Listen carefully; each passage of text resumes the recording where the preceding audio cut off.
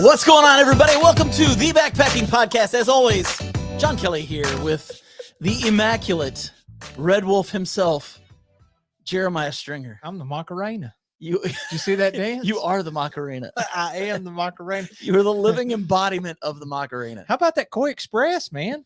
That was okay. So I told Jeremiah, I said I need to eat something that is somewhat healthy for lunch. I'm trying to be really good about what I'm intaking and all that kind of stuff, and that it's going to go into a little bit of what we're talking about today. But Jeremiah says I got two options for you. Yeah. So you guys, we got this one restaurant's nice, and it oversees Lake Cumberland, which Lake Cumberland is this massive lake here in Kentucky. And I think it has the largest shoreline of any lake in the U.S. More shoreline than Florida. Yeah, it's crazy. Allegedly.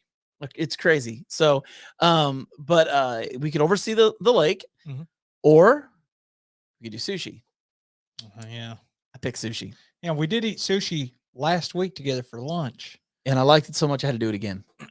It was delicious both times. Actually, I got a sushi roll and I got the teriyaki chicken with the yum yum sauce and the rice and the veggie. Oh man, I know, it's crazy. I could relive it. You seen that SpongeBob episode where I think it's Neptune? He eats the Krabby Patty and he's like, "Oh, this is so amazing! I think I'll have it again." And then he vomits it back up, but it's a Krabby Patty again. He eats it again. I'd never watched SpongeBob in my life.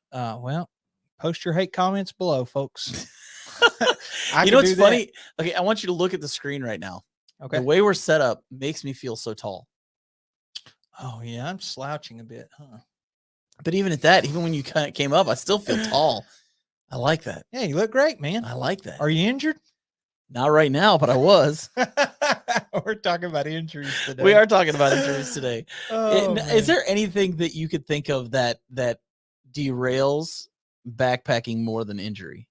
The only thing I can think of is like the mental aspect. I think it's just as important. You know, if you don't have that dialed in, your heart's not in it. Yeah. And especially if you're doing a longer trail, like a week or more, you're just not going to last. It's so easy to psych yourself out. Oh yeah, dude. Or you just get tired of it. You know, a lot of people start the Appalachian Trail and they're all ready to go. In fact, let me tell you a quick story, actually. You're going to tell a story? Yep. Who would That's have a new guessed? one. So I was on the long trail, right? We need a sound effect, don't we? That we could. Oh yeah. The applause with the womp womp womp. I was on the long trail, and there's a buddy that I didn't know him before, but I met him on the long trail, and we hiked together for several weeks. And, you know, it just seemed like he enjoyed the planning aspect of backpacking more than he liked the walking aspect of backpacking, which worked out great for me because his last 2 weeks of boxes where he had multiple freeze-dried meals and all kinds of treats, I just got to pick those up at the hostels or not hostels, but the like hotels and UPS store and all that stuff. Everywhere he had left them, I got to have those. So he lasted a couple weeks, but sometimes you just get tired of it and you're like, I'm ready to go home.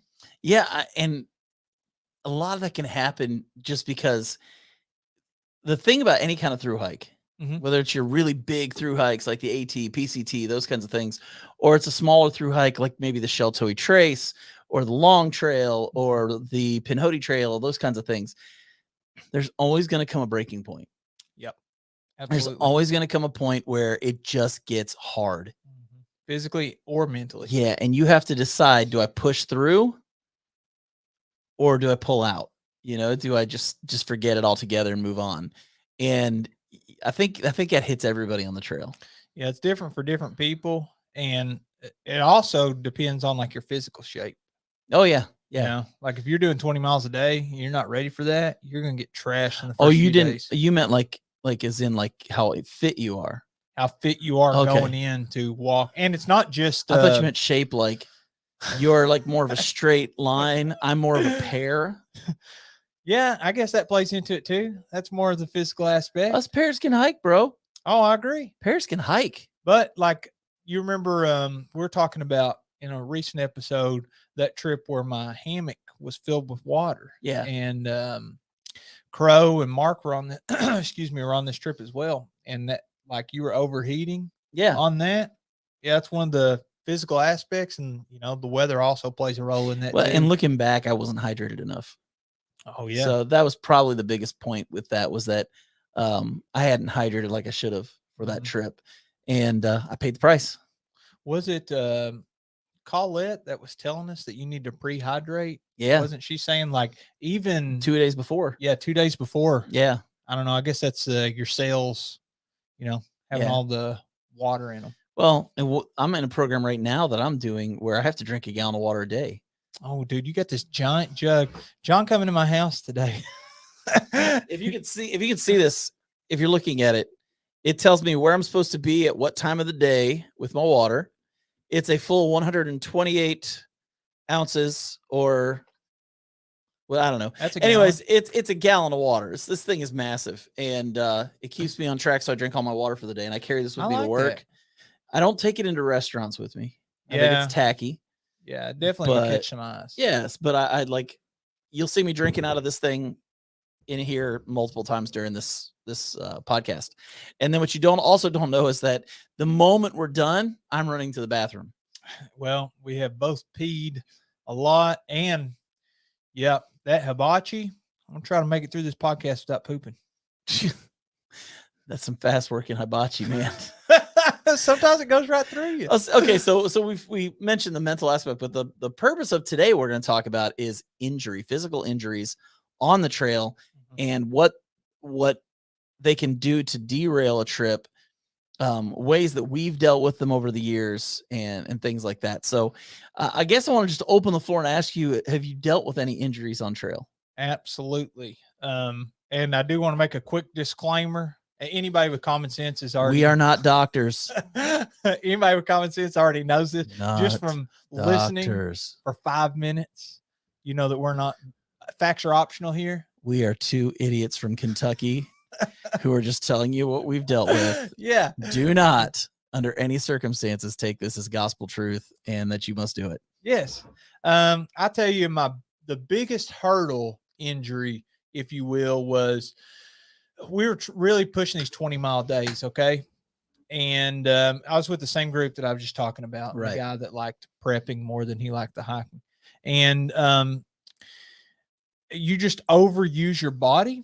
And I've talked a little bit on a different episode about this, but I was hopping from rock to rock because I was trying to keep my feet dry, because it's so muddy and wet where I was backpacking in Vermont. And is this the long trail? It is. The long trail. So what a terrible sound effect. That's the long trail effect. What else we got? All right. Maybe if I tell a joke. So anyway, in order to keep my feet a little bit more dry, I was hopping from rock to rock, and that was overworking a tendon or some kind of muscle or ligament. I don't know. Like we said, we're not doctors, but it injured the bottom of my shin / ankle. And then I literally had to it was either go home or take like three zeros in a row, which I was on a time limit. Like I had to be back home. I was really supposed to be home on June 18th because that was my wife and I's anniversary. And I left at the end of May when school let out around Memorial Day. And so I knew Father's Day was in there. I knew that my anniversary was in there, and my wife's birthday was 2 days later. And I think I made it back on the 21st, which would be after her birthday at like 1 a.m. But long story short, sometimes you're on a time crunch, and luckily it wasn't so much so that the 3 days mean that I had to miss the end of the trip, but it's a definite possibility because you just can't keep going. Yeah. A lot of people don't understand, like people who do long trails, a lot of them have jobs and they're taking sabbatical, or they have to be back by a certain date because they got a new job that's starting. Sure. Like they're leaving one job and they're taking 3, 4, or 5 months to hike a trail, and then they start their new job. They have to be back by a certain day. So you're a lot of times you find yourself pushing, and sometimes unnecessarily pushing yourself a little too hard. And I mean, even Dan Becker recently in the Grand Canyon pushed himself to the point where he almost died. I mean, he literally there was fear for his life. Yeah. Because he just overexerted himself. Because he hit the SOS button on his Garmin, right? Or did they call 911? I think they called 911. I don't think he Okay. actually used the Garmin for it, but I mean, it's just that whole thing of even people who are seasoned backpackers who have been doing it for decades, you can have those moments where you push yourself just too hard and your body says, we're done. Yeah, I think his was like maybe I'm not in good enough physical shape, but I'm pushing past my limits, and you got the weight on your back and you have the weather working against you, and it like overexhausted his lungs, kind of Overexhausted everything. Yeah. And then They said it was something that a lot of CrossFit trainers have dealt with over the years. Really? Yeah, it's something that they've found that CrossFitters have had the same problem. I can't remember what it's called off the top of my head, but yeah, like you can just overexert yourself and your body kind of starts eating itself for energy. Yeah, that makes sense. I think the most common injury though for backpacking is just blisters. I was about to say the most common by far is blisters, and I can tell you, I have had blisters. What do you do? What do you do for them? Of course, hot spots you can prematurely prevent the blisters. Well, and that's the thing. Sometimes I think the biggest thing about injuries is knowing how to prevent injuries. Yeah, and how to I'm trying to think of the best way to put this. An ounce of prevention is worth a pound of cure. It's true. Yeah. But I think it's knowing when your body's doing something it's not supposed to.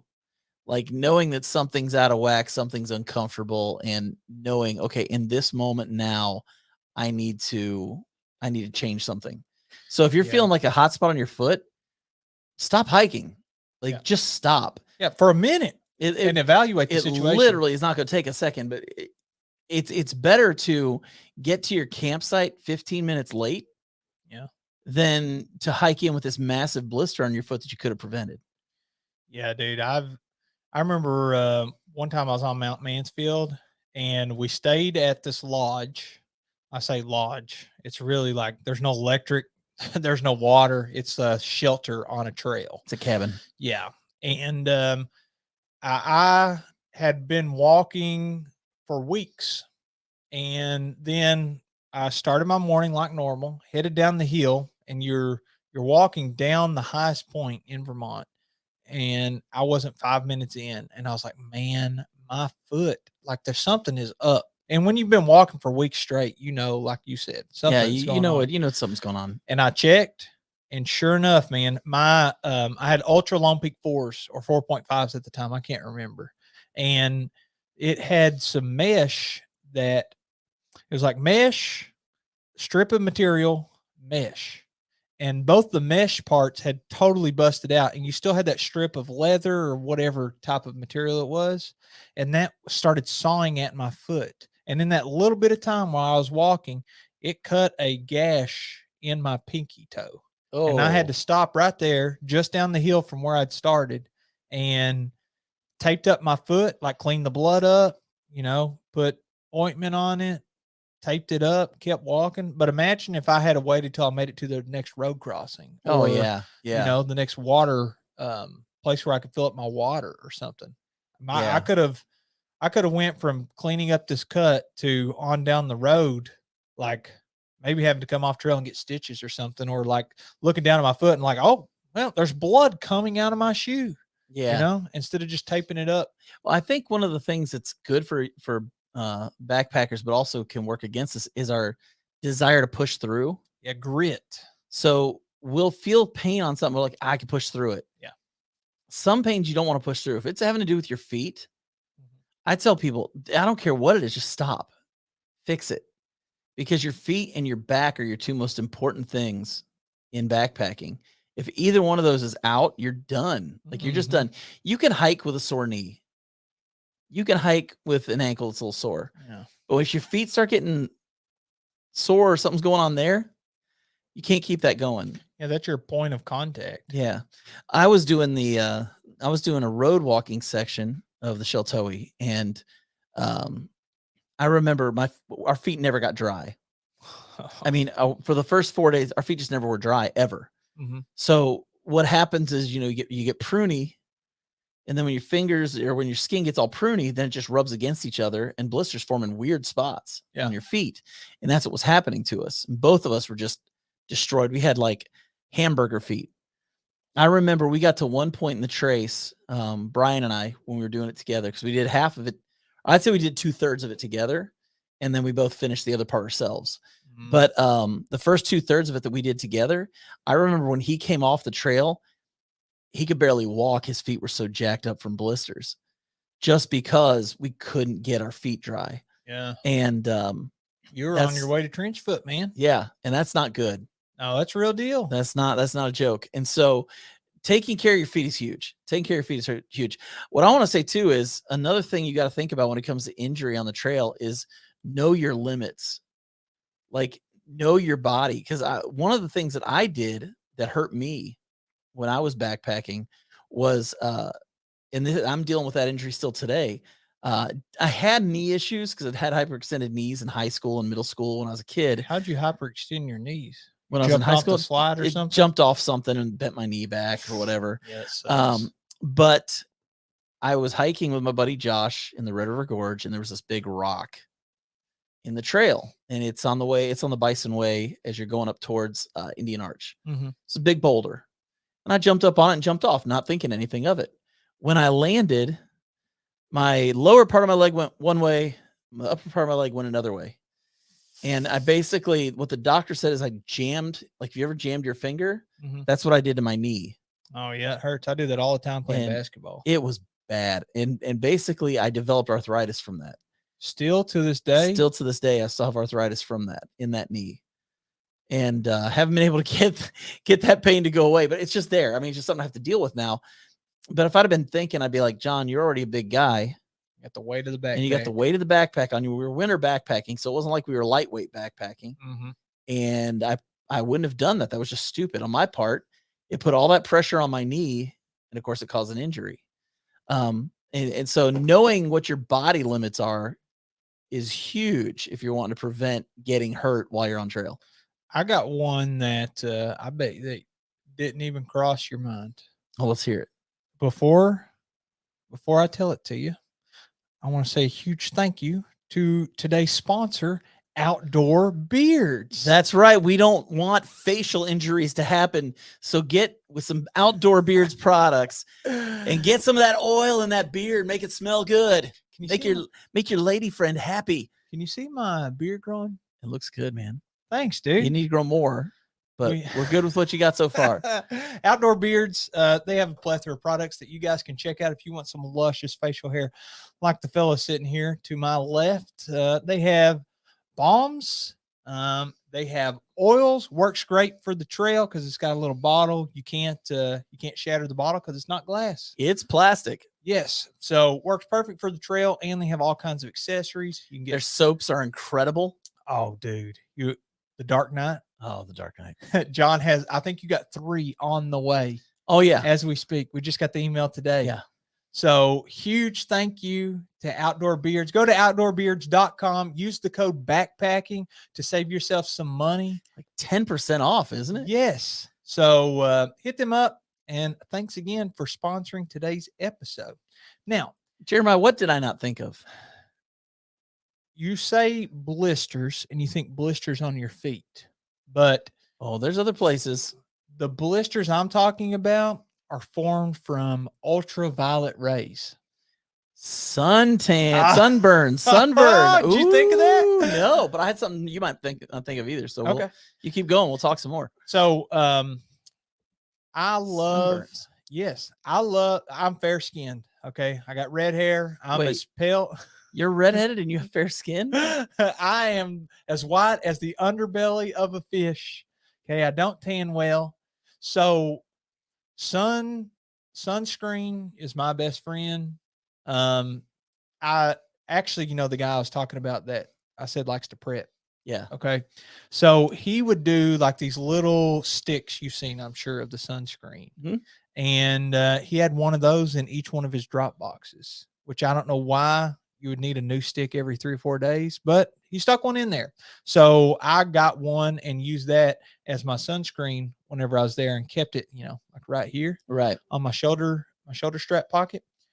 And on the face especially, but I like to wear a sun hoodie. So it's long sleeve, even in the summertime, like a good one that you could try. Thumb holes. Oh, thumb holes. Having thumb holes, like people don't understand, like thumb holes are great because you can bring part of that sun hoodie over your hands. Uh-huh. One of the worst places you get sunburn when you're on trail is your hands if you're using trekking poles. They're totally exposed all day while you're using your trekking poles. I actually have sun gloves for that reason. Yeah. So if you're using a sun hoodie that has the thumb holes, sometimes you can get away with not using the sun glove, especially if you're doing a trail that has a lot of exposure, like out west, in desert parts, or like me on the Camino. There's just a lot of sun that you're going to get, or even just a regular trail, like all these ridges.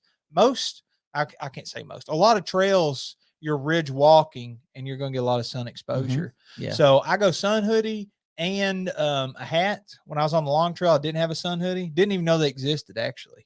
And what I did was I had a hat, like I have a flat bill on right now, but I would take my buff and I would wet it if I could. If I couldn't, that's okay. But I would tuck it inside my hat here, or I would wear it loose so it hung down over my neck. Yeah. So you tuck the buff around your ears so your ears aren't getting any sun exposure, because a baseball cap doesn't protect your ears. No. And we just wear these headphones when we go hiking. That would work. You definitely get a lot of ear protection. Yeah. But yeah, hear anything. And I don't know really what to do about the legs. Like a lot of times your legs are so dirty, they're not. Sunscreen's the best way to do that. Or wear pants. Yeah, you can wear like really light pants in the summer. Yeah. I guess it helps with ticks and stuff, poison ivy, but I love shorts, but I don't love the sunburn. Yeah. Another thing maybe you didn't think of that can be an issue when you're backpacking is improperly fitting gear. Oh yeah. So we'll start with trail runners. I actually had an injury a few months ago because the trail runners that I was wearing, I couldn't get them tight enough around the middle part of my foot that my feet would slide in them a little bit sometimes. Isn't that weird? And different parts of the shoes fit differently. Yes. And so I stepped on a root, the shoe went sideways and the shoe stopped, but my foot kept going. And so I messed up a tendon on the left side of my left foot, and it knocked me out of hiking for a couple months because I just couldn't put weight on that side of that foot. And you know as well as I do in hiking, you're not walking on flat ground. Yeah. So anytime I was walking, I think it was at an angle, that was high on the left side, it hurt that foot. Now that's trail runners, but backpacks are another one. If you've got a backpack that doesn't fit you right, there's a lot of things that can hurt your back, for one. Yeah. Because you can't get it low enough that your hips are carrying the weight. Your back is still carrying all the weight. And also, if it's not put on the right way, you talk about blisters. Well, there's another thing that can be caused by friction. And do you know what that is? Is it chafing? That'd be chafing. Yeah. Yeah. And so I know when I was doing when I do longer hikes in general, I take the Body Glide stuff. Oh, it comes in like a deodorant stick. Yeah. Kinda. And I'll put it up between my legs because I don't want any friction there, but I'll also put it where my straps are on my pack. Because if you're hiking a long day, it's hot outside, that's going to rub a little bit. And you can get some nasty chafing from hiking that way too. And so if you don't have gear that fits you the right way, it's amazing how much you can get hurt. Even something like trekking poles, putting them at the wrong height or not knowing how to use them, you can really get jacked up. I want to talk about the backpacking and the chafing for a second. So if you've listened to the podcast for a while, you know that I lost a considerable amount of weight. And whenever that happens, sometimes you have some different areas of your body where there was so much fat, the skin has lost elasticity. And then you have some just like extra skin, excess skin. So what would happen to me is, depending on the backpack that I wore, if it was too heavy, it would slide down.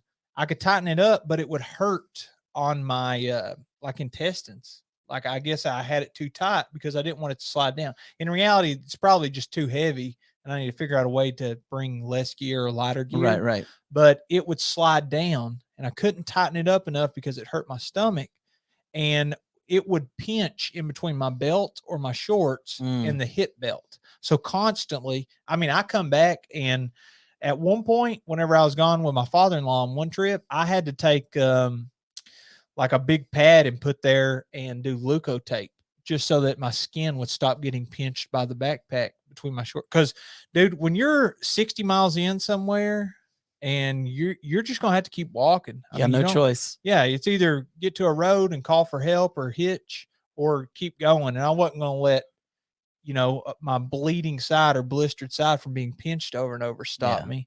But that I think is either lack of properly fitting gear, like you said, or just like I restated already, my backpack's too heavy. Well, even things like socks. I have to use toe socks. I don't have a choice. Because I have overlapping toes. Like my toes actually overlap each other. So if I don't wear toe socks, the toes rub together and I get blisters on them. Is that genetic? Yeah, it's a genetic thing. So like my pinky toe on both of my feet is overlapped by the ring toe. And that's on both feet, which means my pinky toe gets these crazy blisters on them. And so I have to wear toe socks. It's not a choice.